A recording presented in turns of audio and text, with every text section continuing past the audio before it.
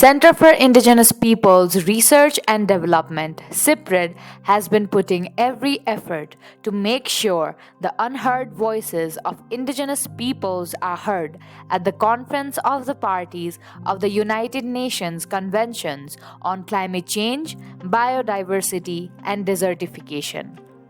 However, Ilatia partners are not happy with the outcomes of the COP29 of the UNFCCC. For indigenous people, I think what we need is a foundational principle of self-determination. Indigenous people can determine where they want to target their resources, simplify access. So the current climate architecture is layered with hurdles that must be overcome by the also about improved amount of access, like scale of access. One of the priorities of indigenous people is to really put language in the NCCD or the non-productive quantified goals of finance or in indigenous people's rights as well as their effective participation, meaningful participation included. And of course, direct allocations or dedicated arrangements for farm support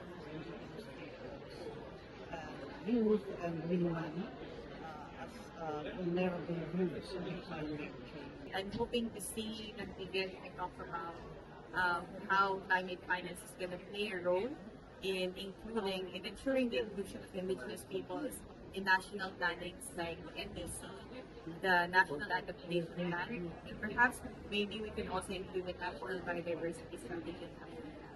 We've been hearing about this since COP28 that we're going to harmonize CBD and at the same time the UNFCCC. It's something that we still have to see. So I think we were able to talk about it slightly in COP16, and I'm hoping that we will still continue the conversation here so that by COP30 in the left, we see a very harmonious forest between harmony between the UNFCCC and us.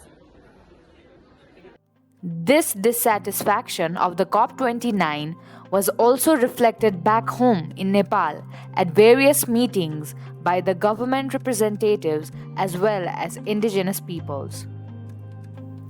The Kathmandu Declaration, the outcome of the Second International Conference on Indigenous-led Research and Education by CIPRED in Nepal, has been disseminated in the different platforms of the recent COP29 of UNFCCC, COP16 of the UNCCD, as well as the COP16 of the UNCCD by CIPRED for the recognition of indigenous peoples' knowledge, skills, cultural values, and practices as part of the discourse of climate change, biodiversity, and desertification, and bringing the paradigm shift in narratives of research and education at all levels.